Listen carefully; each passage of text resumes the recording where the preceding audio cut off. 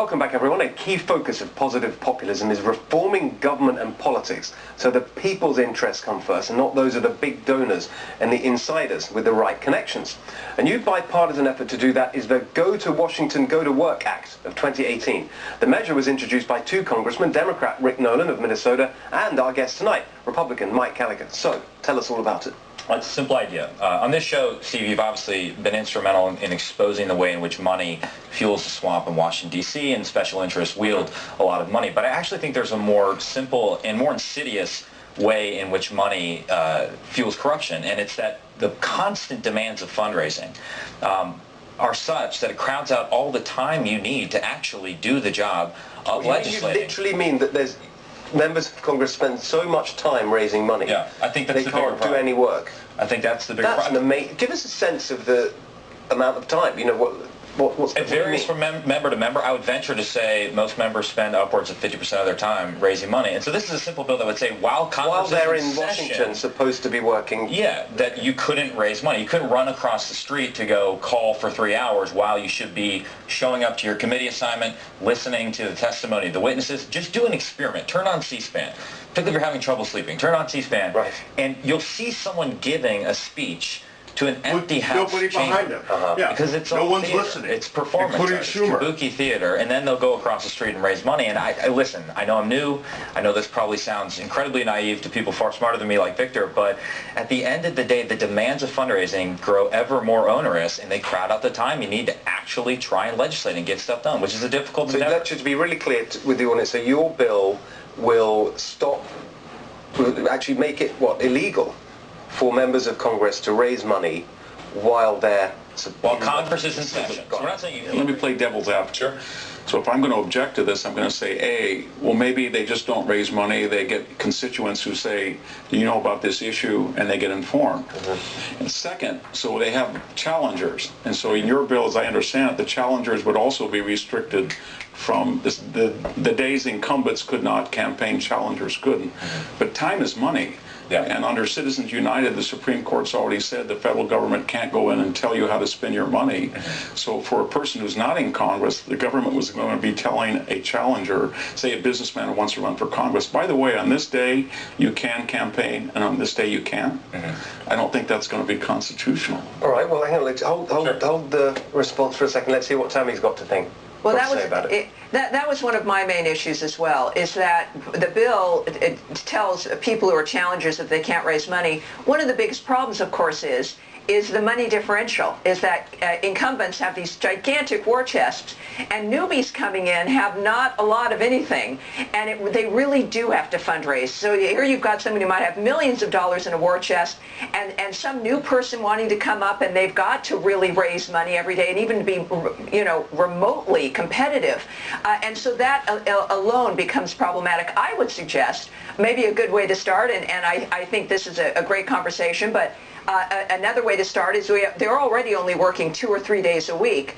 Maybe if it's about going to work, maybe we need to make them work like the average American does, at least 5 days a week. Yep. And then instead of month-long vacations, maybe it's a 2 to 3 weeks vacation a year. So they would be working, and they can continue to raise money, but they need to be, and frankly, a lot of people think that Congress working and passing legislation is not a good idea, that we need to pass less, but it needs to be better. So let's not mistake volume with quality. Barely scratch the surface of China's corrupt takeover of our ruling elite. China, Part 2, is this week's Swamp Watch.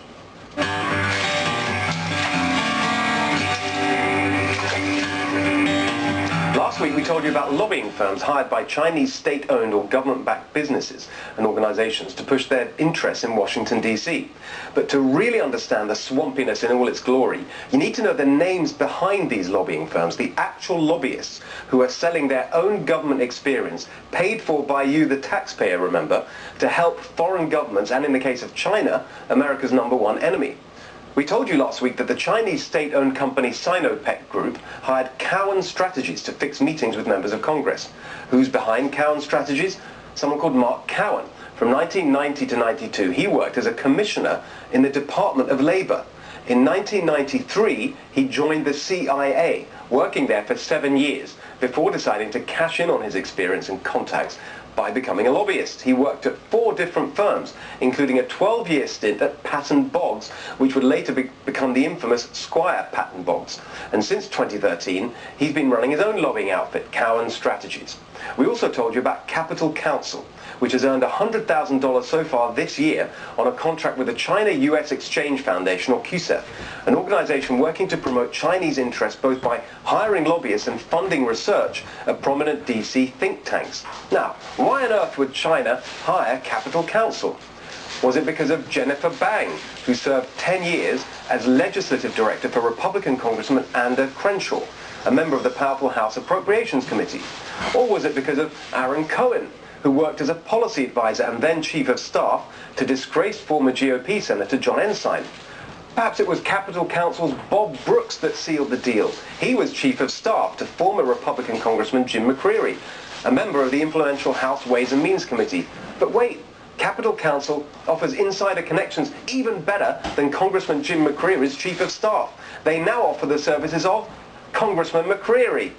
You've got to hand it to Capital Counsel. Why stop at the monkey when you can hire the organ grinder? But it turns out that McCreary isn't the only representative of the American people who cashed out to work for the interests of America's top enemy.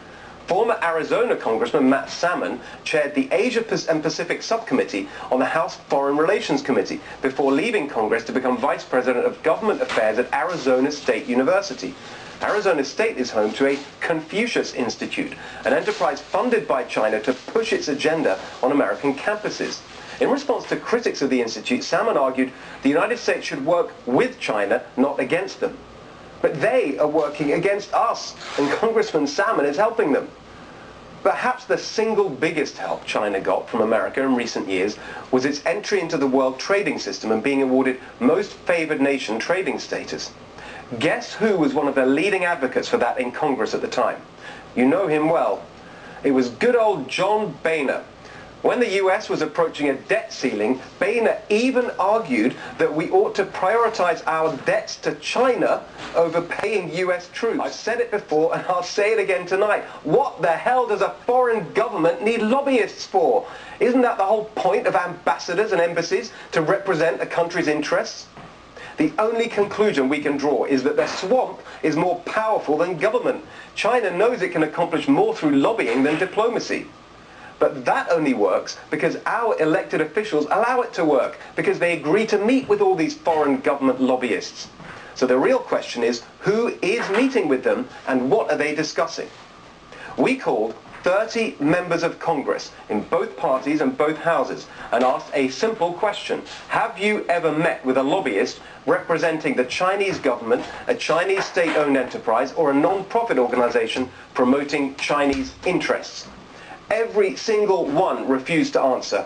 And the outrageous thing about that is there's no requirement for them to answer or to be transparent about this.